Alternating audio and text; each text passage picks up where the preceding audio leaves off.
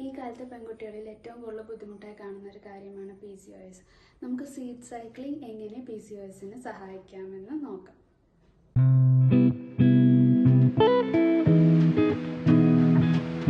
എല്ലാവർക്കും നമസ്കാരം. എൻ്റെ പേര് കീർത്തി. ഞാനൊരു ഹോമിയോപ്പതിക് ഡോക്ടറാണ്.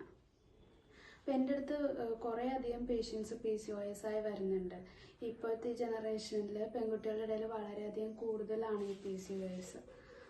അപ്പോൾ പേഷ്യൻസ് പലരും എൻ്റെ അടുത്ത് ചോദിക്കുന്ന കാര്യം മരുന്നിൻ്റെ കൂടെ എന്തെങ്കിലും ഡയറ്റ് കൺട്രോൾ ചെയ്യണമെന്ന്. അപ്പോൾ ഞാൻ പലർക്കും പറഞ്ഞു കൊടുക്കാറുള്ള ഒരു ടിപ്പാണ് ഈ സീഡ് സൈക്ലിംഗ്. സീഡ് സൈക്ലിങ്ങും അതിൻ്റെ കൂടെ ശരിയായ ഒരു ഭക്ഷണ രീതിയും മെയിൻറ്റെയിൻ ചെയ്താൽ നമുക്ക് PCOSനെ കൺട്രോൾ ചെയ്യാൻ വളരെയധികം സഹായിക്കും. അപ്പോൾ എന്താണ് ഈ സീഡ് സൈക്ലിംഗ് എന്ന് നമുക്ക് നോക്കാം. ഫോളിക്കുലാർ ഫേസ് എന്ന് പറയുന്നത് ആദ്യത്തെ ദിവസം മുതൽ 13-14 ദിവസം വരെയാണ് ഫോളിക്കുലാർ ഫേസ് ഉണ്ടാവുക.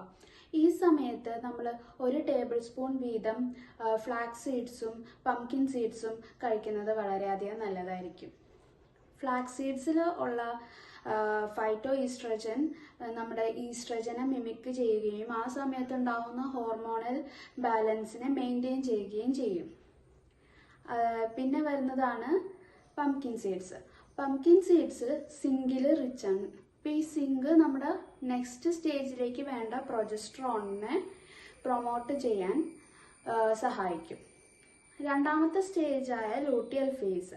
ലൂട്ടിയൽ ഫേസ് നമ്മുടെ ഈ 14ാമത്തെ ദിവസം മുതൽ നമ്മുടെ മെൻസസിൻ്റെ ആദ്യത്തെ ദിവസം വരെയാണ് ഉള്ളത്.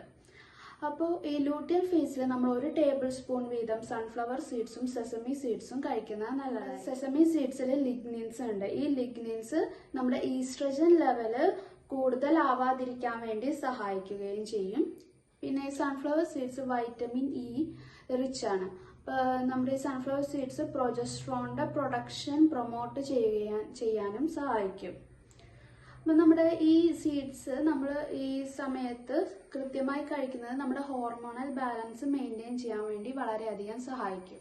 PCOS നമുക്ക് ഒരിക്കലും സീഡ് സൈക്ലിംഗ് കൊണ്ട് മാത്രമൊന്നും കൺട്രോൾ ചെയ്യാൻ പറ്റില്ല. നമുക്കതിന് അതിൻ്റെതായ മെഡിസിൻസും കഴിക്കണം. അപ്പോൾ PCOS ഉള്ളവർ അടുത്തുള്ള ഡോക്ടർ ആരാണുള്ളത് അവരുടെ പോയി കണ്ട് അവരുടെ മെഡിസിൻസ് കഴിക്കുന്നതിൻ്റെ കൂടെ ഈ കാര്യങ്ങളൊക്കെ ഒന്ന് ശ്രദ്ധിക്കുന്നത് നല്ലതായിരിക്കും. അപ്പോൾ എൻ്റെ ഈ വീഡിയോ നിങ്ങൾക്ക് പരിചയമുള്ളവർക്കോ സഹായപ്രദമാവുമെന്ന് കരുതുന്നു.